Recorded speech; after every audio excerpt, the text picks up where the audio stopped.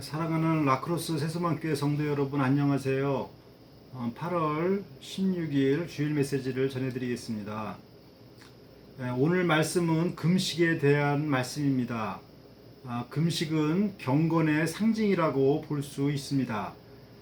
경건한 그리스도인들이라면 누구나 어떤 어려운 문제가 닥쳤을 때 식음을 전폐하고 하나님 앞에 간절한 심정으로 금식 기도를 드린 경험이 있을 것입니다. 그러면 이 금식에 대한 예수님의 가르침은 무엇일까요? 오늘 묵상할 성경 본문은 마가복음 2장 18절에서 22절 말씀입니다. 제가 먼저 읽겠습니다. 요한의 제자들과 바리새인들이 금식하고 있는지라 사람들이 예수께 와서 말하되 요한의 제자들과 바리새인의 제자들은 금식하는데 어찌하여 당신의 제자들은 금식하지 아니하나이까? 예수께서 그들에게 이르시되 혼인집 손님들이 신랑과 함께 있을 때에 금식할 수 있느냐? 신랑과 함께 있을 동안에는 금식할 수 없느니라. 그러나 신랑을 빼앗길 날이 이르리니 그날에는 금식할 것이니라. 생배 조각을 낡은 옷에 붙이는 자가 없나니 만일 그렇게 하면 기운 새 것이 낡은 그것을 당기어 헤어짐이 더하게 되느니라. 새 포도주를 낡은 가죽 부대에 넣는 자가 없나니 만일 그렇게 하면 새 포도주가 부대를 터뜨려 포도주와 부대를 버리게 되리라. 오직 새 포도주는 새 부대에 넣느니라 하시니라. 아멘. 다 함께 기도드리겠습니다. 하나님 아버지, 데니엘 비스 성도님께서 평안히 하늘나라에 입성하도록 인도해 주셔서 감사를 드립니다. 또한 박옥선 성도님과 그 유가족 위에 한없는 주님의 위로가 임하시기를 간절히 기도드립니다. 또한 양경훈 장로님 가정에 둘째 손주가 건강하게 태어나게 하셔서 감사를 드립니다. 이 아기가 주님의 은혜와 진리 안에서 건강하게 자라게 하여 주시옵소서. 노 권사님의 어깨가 속히 아프지 않도록 회복되게 하여 주시옵소서. 이 시간 주님의 말씀 듣기를 원하오니 성령님께서 저희와 함께하여 주시고 저희를 온전하게 지도하여 주시옵소서. 감사드리며 예수님의 이름으로 기도드립니다. 아멘. 마가복음 2장 18절을 보십시오. 요한의 제자들과 바리새인들이 금식하고 있는지라 사람들이 예수께 와서 말하되 요한의 제자들과 바리새인의 제자들은 금식하는데 어찌하여 당신의 제자들은 금식하지 아니하나이까? 유대인들은 매년 7월 10일이면 대속죄일에 1년에 한 번 금식을 하였습니다. 이날에는 금식을 하지 않으면 죽임을 당할 정도로 이를 엄격하게 지켰습니다. 레위기 23장 27절에서 29절 말씀입니다. 7월 10일은 속죄일이니 너희에게 성회라. 이날에 스스로 괴롭게 하지 아니하는 자는 그 백성 중에서 끊쳐질 것이라. 특히 유난히 열심히 믿는 바리새파 유대인들은 일주일에 2번을 월요일과 목요일에 금식을 하였습니다. 또한 그 세례 요한의 제자들도 스승이 지금 감옥에 갇혀 있는 상태라 메시아를 기다리는 마음으로 금식을 하고 있었습니다. 그런데 메시아로 보이는 예수님이나 그의 제자들은 전혀 금식하지 않고 있었습니다. 이를 본 세례 요한의 제자들이나 바리새인들은 이러한 예수님의 행동을 이해할 수가 없었습니다. 자기들은 경건한 삶을 살려고 먹고 싶은 음식 절제하며 참고 있는데 예수님과 제자들은 죄인들과 먹고 마시며 즐기고 있었습니다. 그래서 요한과 바리새인들의 제자들은 힘을 합하여 지금 이때가 금식 기간인데 왜 금식을 하지 않는가 예수님께 질문을 한 것입니다. 이에 대한 예수님의 대답은 무엇입니까? 마가복음 2장 19절을 보십시오. 예수께서 그들에게 이르시되 혼인집 손님들이 신랑과 함께 있을 때에 금식할 수 있느냐? 신랑과 함께 있을 동안에는 금식할 수 없느니라. 예수님께서는 금식할 필요가 없다라고 말씀하신 것이 아니라 금식하는 것도 다 때가 있다고 말씀하신 것입니다.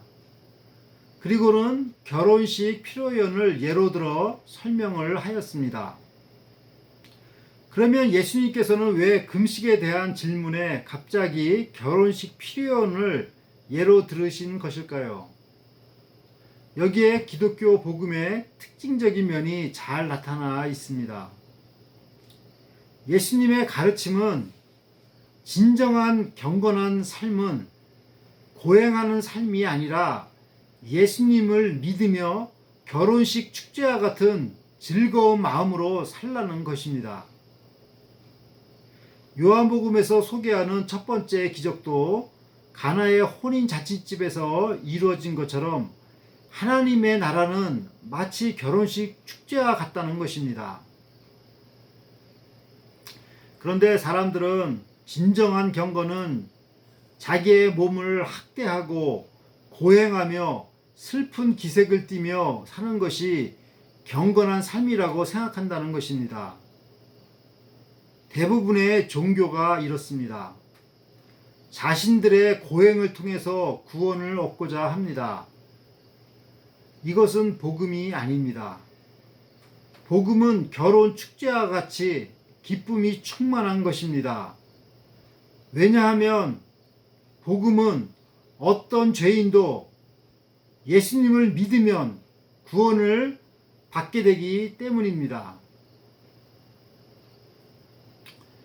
예수님 당시 유대의 결혼 문화는 결혼식 피로연을 일주일간 하였습니다.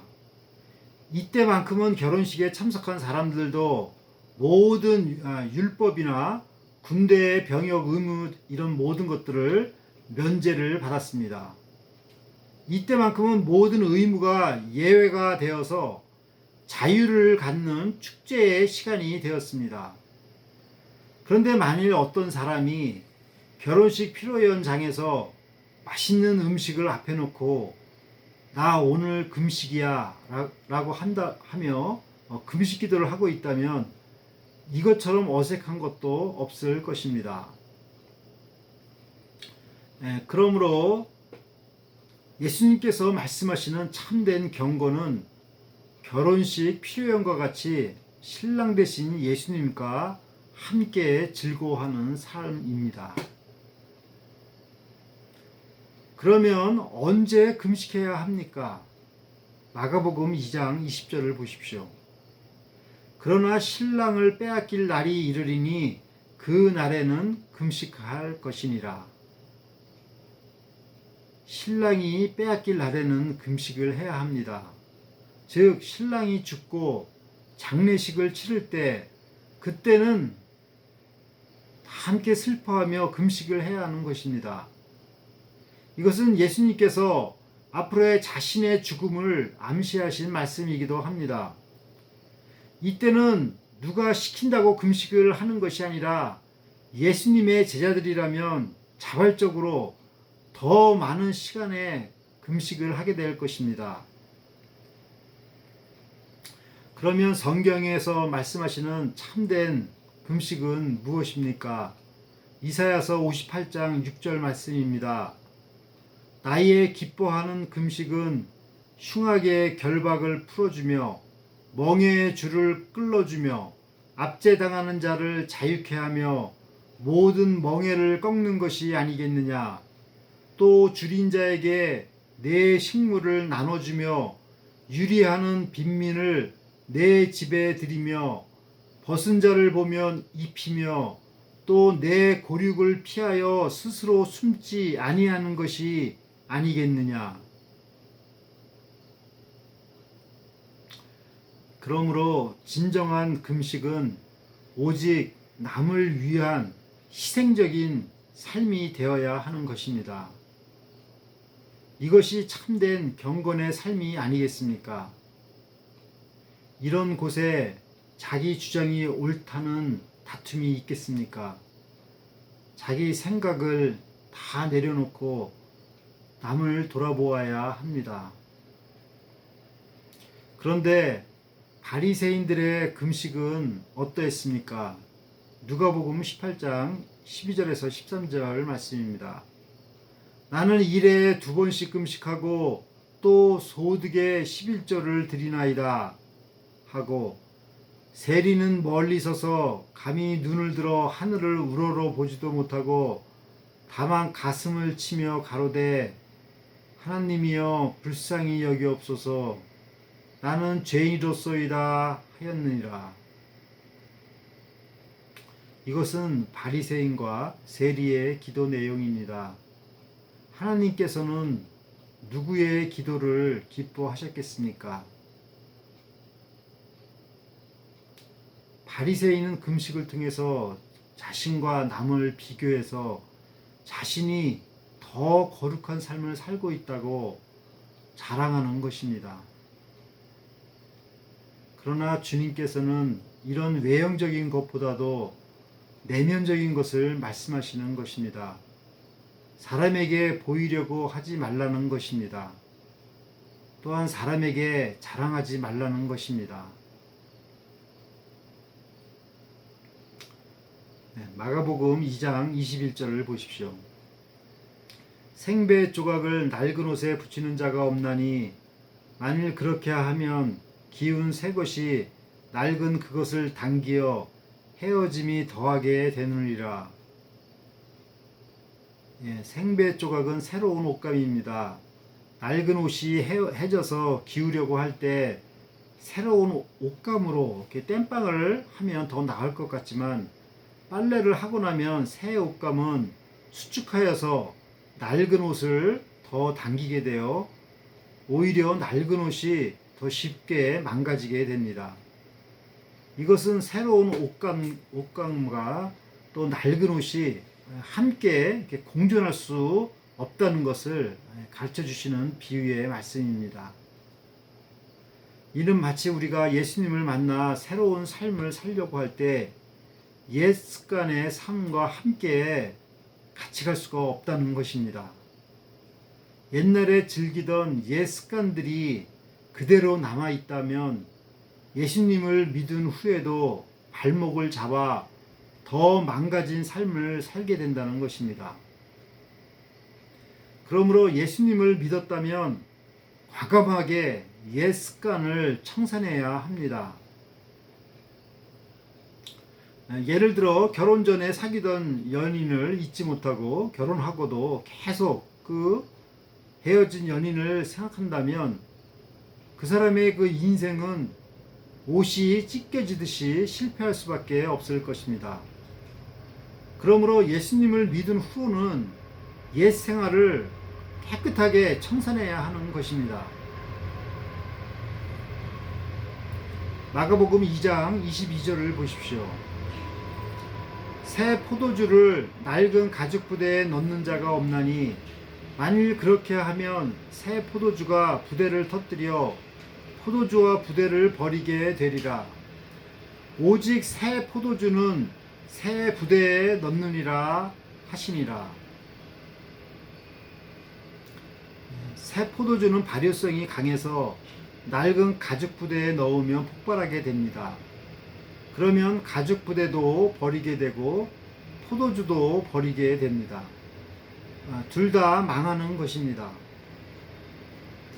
그러므로 새 포도주는 신축성이 좋은 새 가죽 부대에 보관해야 합니다. 이 비유는 예수님의 가르침이 마치 새 포도주와 같이 폭발성이 크다는 것을 설명해 주시는 것입니다. 그런데 이것을 받아들이려면 새로운 마음가짐이 필요하다는 것입니다. 변화될 용기가 필요한 것입니다. 오래된 가죽 부대는 고정된 생각을 뜻합니다. 그래서 남의 새로운 아이디어를 수용하지 못합니다.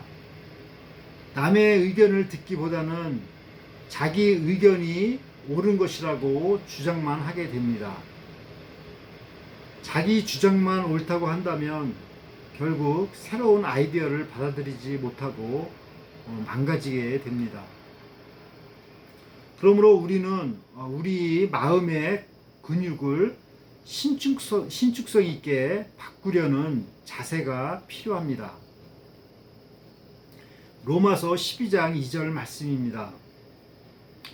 너희는 이 세대를 본받지 말고 오직 마음을 새롭게 함으로 변화를 받아 하나님의 선하시고 기뻐하시고 온전하신 뜻이 무엇인지 분별하도록 하라. 사랑하는 라크로스 세수만교회 성도 여러분, 사람들은 예수님께 물었습니다. 왜 금식을 안 하시냐고. 예수님께서는 결혼식 피로연의 비유를 들어 그 대답을 하셨습니다. 예수님과 함께 매일 축제의 삶이 바로 참된 경건의 삶이라는 것입니다. 주님께서는 말씀하십니다. 항상 기뻐하라. 그리스도인들이 얼굴 찡그리며 사는 것을 주님은 기뻐하지 않으십니다. 하나님께서 기뻐하시는 참된 금식은 자기 자랑, 자기 자식 자랑을 늘어놓는 것이 아니라 전적으로 남을 돕는 희생적인 삶입니다. 예수님의 말씀은 새 포도주와 같이 폭발력이 있어서 이 말씀을 안전하게 받아들이려면 신축성이 있는 마음의 자세가 필요합니다. 사랑하는 성도 여러분, 우리의 마음 자세가 신축성이 있는 새 가죽 부대가 되기를 간절히 기도드립니다. 그래서 어떤 하나님의 말씀도 다 받아들이고 하나님의 선하시고 온전하신 뜻대로 사시는 성도 여러분이 되시기를 간절히 기도드립니다. 아멘. 다 함께 기도드리겠습니다. 하나님 아버지, 참된 경건은 예수님과 함께 사는 축제의 삶인 것을 배우게 해주셔서 감사드립니다. 어떤 순간에서도 항상 기뻐하는 마음으로 살게 도와주시고 자기를 자랑하는 것이 아니라 남을 돕는 희생적인 삶을 살게 하여 주시옵소서. 예수님의 새로운 가르침을 받아들일 수 있는 새 가죽 부대와 같은 마음의 자세를 주셔서 어떠한 새로운 교훈도 담을 수 있게 하여 주시옵소서. 박옥선 성도님과 유가족 모두에게 주님의 크신 위로와 평안을 주시옵소서. 양경훈 장로님의 손주가 건강하게 주님의 진리와 은혜 가운데 건강하게 자라게 하여 주시옵소서. 특히 어깨를 다치신 노건사님의 어깨 통증을 제하여 주시고 건강이 속히 회복되도록 치료해 주시옵소서. 저희 성도님들과 저희 친척, 병중에 있는 친척 한 분 한 분 주님께서 건강을 지켜 주시옵소서. 그리고 저희 가족 중에 아직도 예수님을 영접하지 못한 가족들은 신랑 되신 예수님을 영접하여 기쁨이 충만한 삶을 살 수 있도록 은혜를 베풀어 주시옵소서. 바바라 자매가 빠른 시간 안에 건강한 모습으로 가정으로 돌아오도록 도와주시옵소서. 여행 중인 박미옥 사모, 양장로님, 학원사님, 세랄류 집사님 모두 안전한 여행길 되도록 도와주시옵소서. 감사드리며 예수 그리스도의 이름으로 기도드립니다. 아멘.